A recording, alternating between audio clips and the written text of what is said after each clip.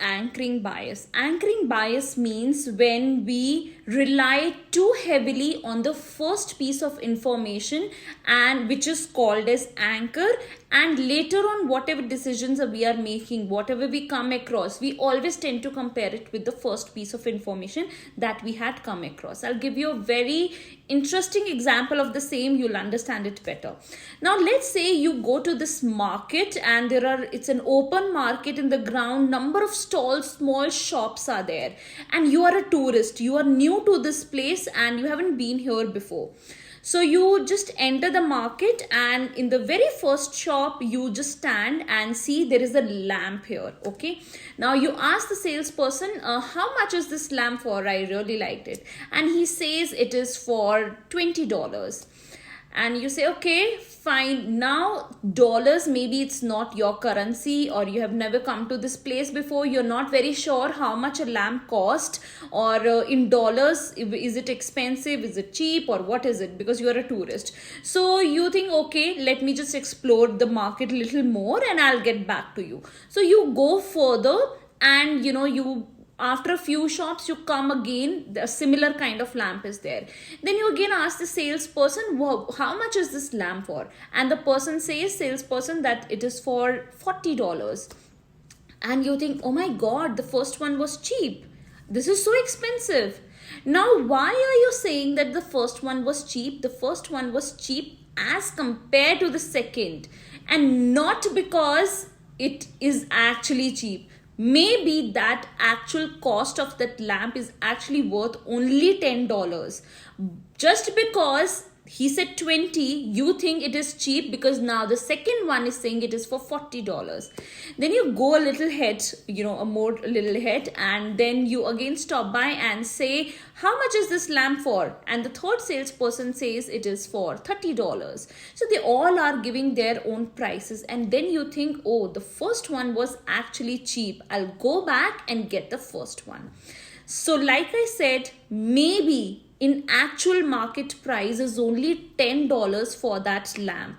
But just because you are relying only on the first piece of information, second and third time they said it is more, you thought that it is cheaper, so you go back and you get the lamp. So this is what anchoring bias. Anything that you come across in the very first place, that becomes your anchor, the first piece of information, and thereafter whenever you compare, you tend to compare the other information that you have come across with the first piece of information. Same goes for sometimes. Second example is like with colleges. You come across, the very first college that you have gone to see, that how the colleges that you want to take admission in, and you come across many things about the facilities and the amenities and the course and the modules and everything.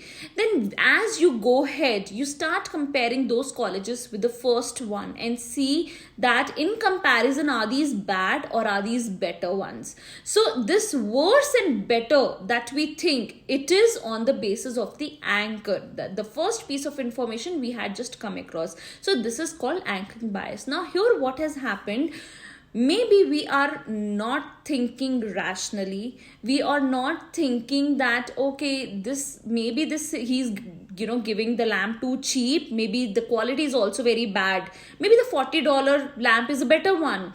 Or it could be the other way around, that maybe the lamp is actually very cheap, it is just for $10, I'm unnecessarily buying for a double price, it is for $20. So we are not using a system 2 thinking. Here we are using a system 1 thinking. We are having an anchoring bias. We are being influenced by this anchor, by this first piece of information, and all our decision making and thinking is relied on this first piece of information. So this is what is called an anchoring bias. Another very, very interesting example, a real life example of anchoring bias, I'm going to give it to you. You would have gone to the mall or maybe online shopping when you're doing. Many a times there are products that it's written, like for example, there is a jacket and under the jacket it's written rupees 10,000 or maybe, $1,000, something like that. Okay.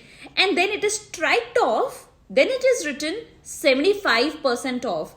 And after 75% off, like whatever it is, maybe let's say 2500. So it has fallen from 10,000 to 2500. I'm not calculating actually the percentage. So it is striked off and the percentage is written, and then the amount is written. And the first thing that comes to your mind is, wow, this is so cheap, I'm going to buy this jacket. Now imagine there are two jackets here on different websites. They're very similar. The first one you see, the only price that is written here on this jacket is rupees 1000. And you think, oh my god, this is so expensive, 1000 rupees jacket. I'm not going to buy it. I want something cheaper. Now you go to this other website where it is written 10,000 rupees jacket. It is striked off, written 90% off, and then it is written rupees 1000. Now, the first piece of information what you read was 10,000 rupees. And then you read rupees 1000. So when you read the second information rupees 1000, you are comparing it with the original price rupees 10,000. And what comes to your mind? Oh my god, 90% off. It is so damn cheap. I must buy this jacket. I can't miss this jacket. I'm getting 90% off on this. So this is a trick here. Because of our anchoring bias, we always have this cognitive bias in ourselves while we are thinking and doing any decision making.